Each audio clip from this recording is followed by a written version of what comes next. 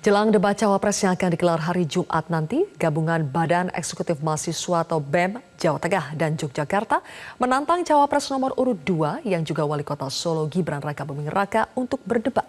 Kenapa tantangan debat ini diajukan ke Gibran? Untuk membahasnya sudah bergabung Ketua BEM Universitas Slamet Riyadi atau Unisri, Rafila Anbia, dan juga Jubir TKN Prabowo Gibran Viva Yoga Mauladi. Selamat sore Rafila dan juga Mas Viva.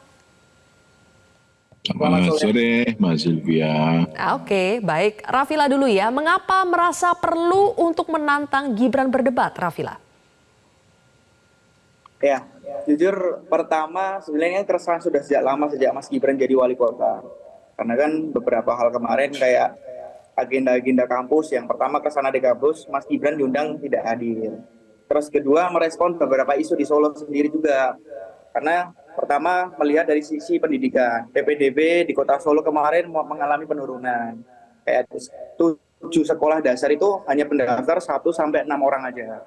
Terus ruang terbuka hijau juga, dan beberapa proyek strategis nasional yang berdampak pada molornya dan kemacetan di kota Solo.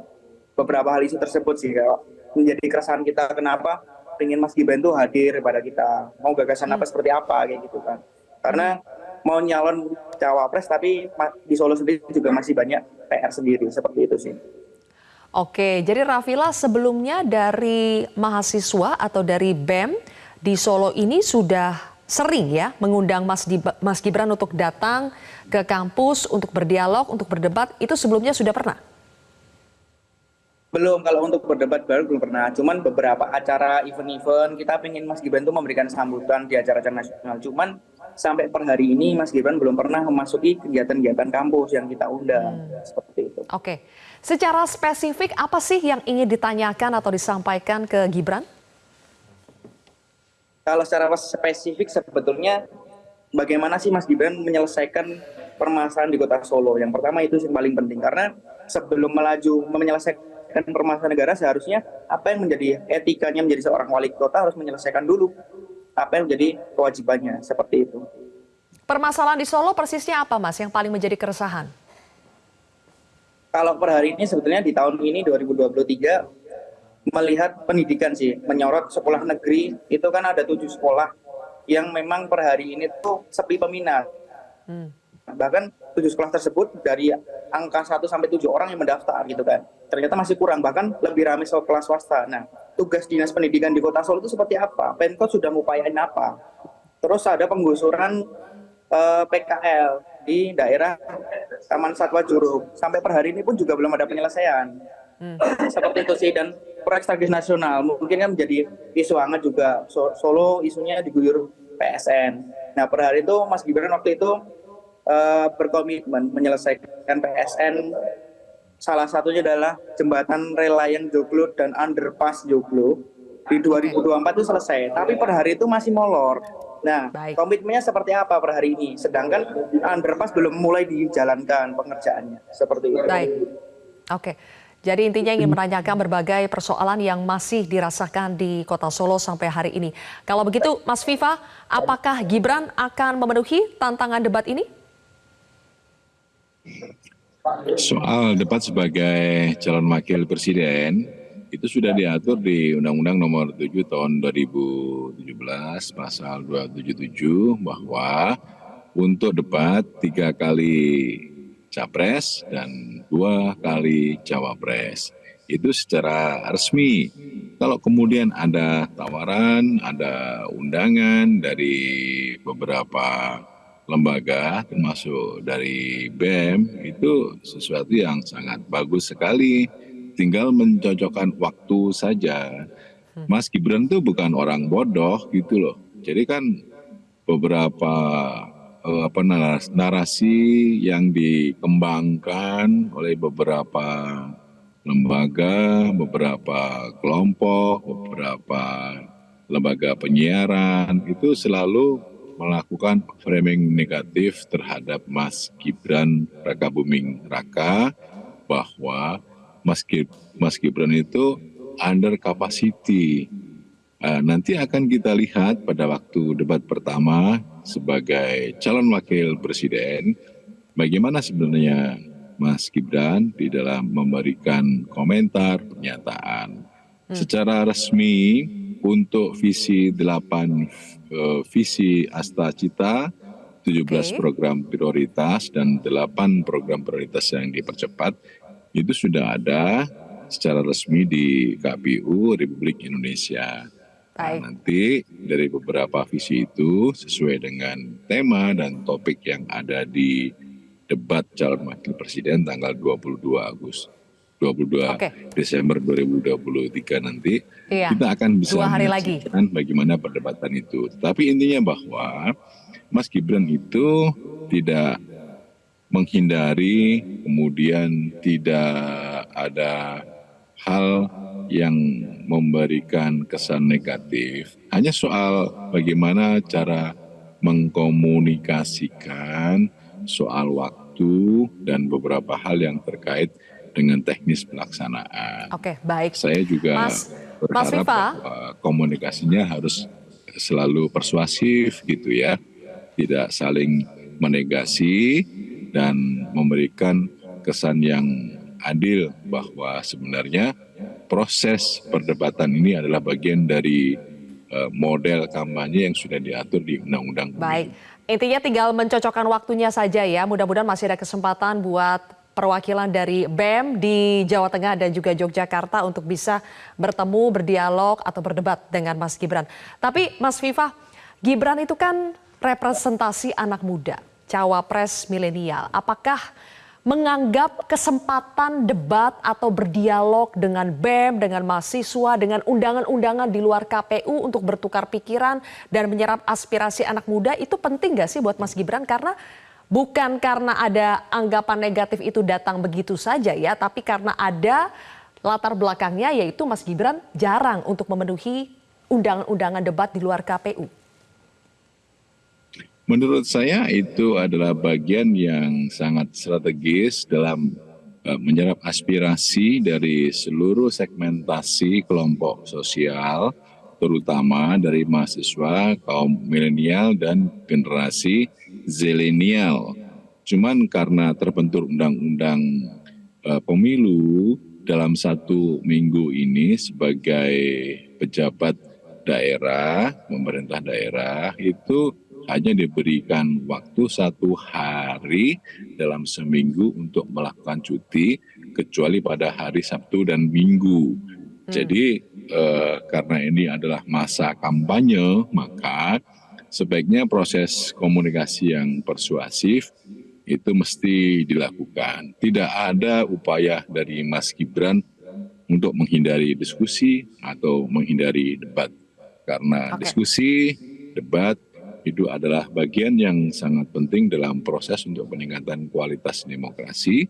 Debat itu bukan untuk menang-menangan, debat itu adalah upaya dari proses komunikasi sebagai aspirasi untuk menyerap beberapa pemikiran, ide, gagasan dalam meningkatkan kualitas demokrasi.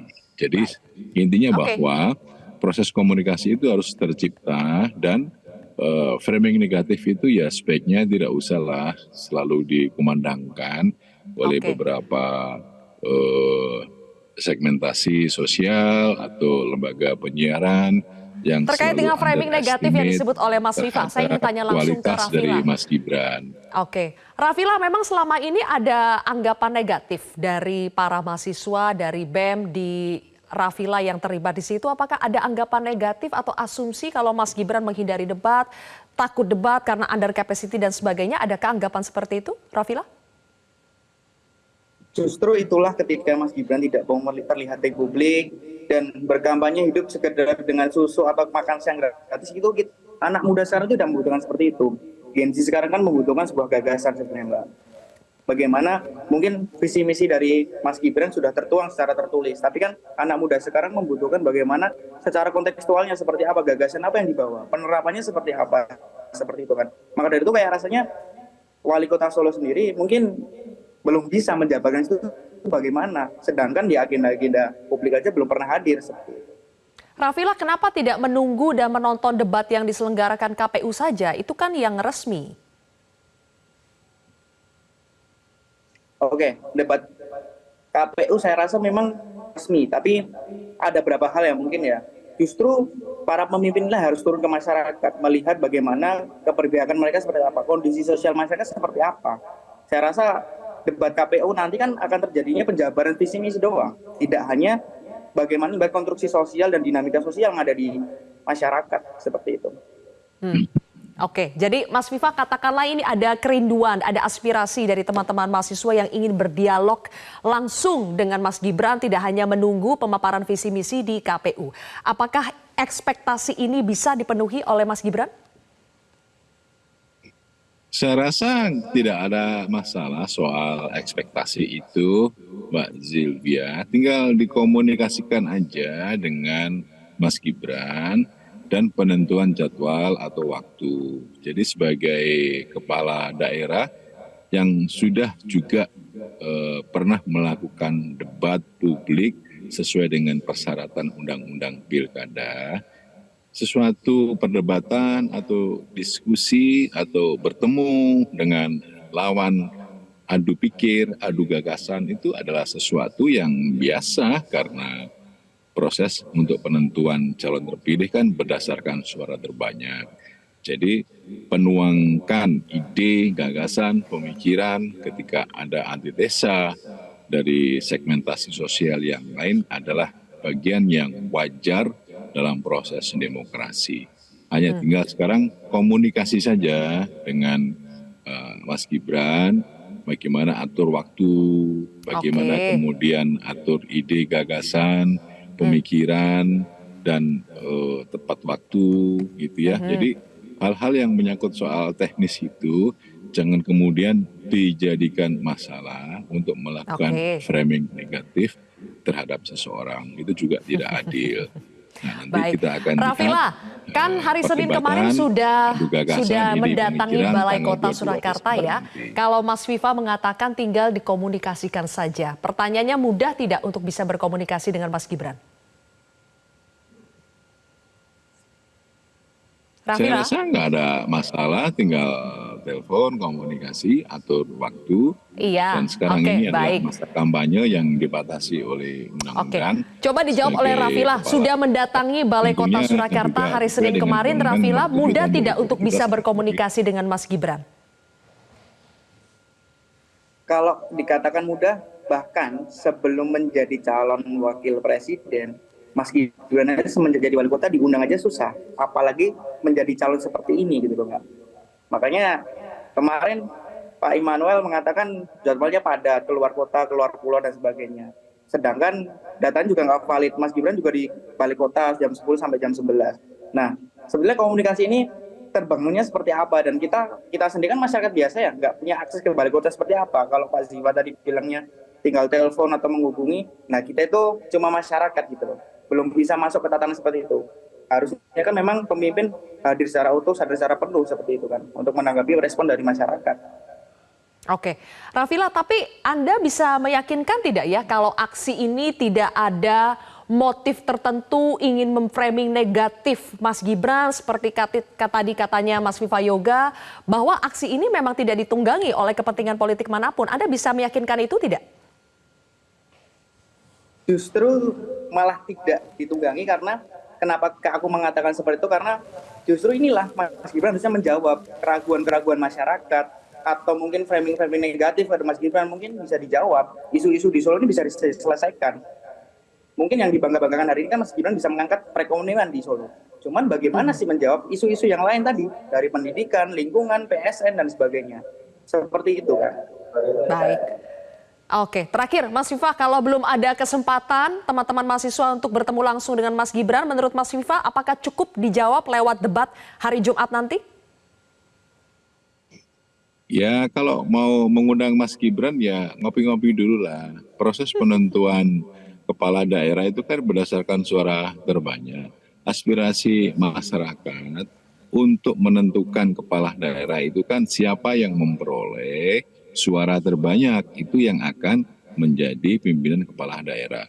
Kalau kemudian ada undangan untuk diskusi, untuk berdebat, itu saya rasa sesuatu yang biasa saja dan menurut saya setiap kepala daerah juga harus menanggapi hal itu. Tinggal diatur secara teknis ya, diatur secara teknis, waktu, tempat, dan komunikasi yang persuasif, beberapa tema yang Baik. menyangkut soal perdebatan demokrasi, perdebatan pertumbuhan Oke. ekonomi, dan lain sebagainya. Oke, Jadi semoga saran sebenarnya dari Mas dengan Viva tadi hal yang bisa mudah demikian, untuk dijalankan dengan hal yang teman-teman demikian, mahasiswa maka ya. proses untuk Oke, komunikasi bisa sayang menjadi sekali lebih baik waktu lagi. kita sudah habis. Mas Viva dan juga Rafila, terima kasih sudah hadir bersama kami di Prime Time News hari ini. Jelajahi cara baru mendapatkan informasi. Download Metro TV Extend sekarang.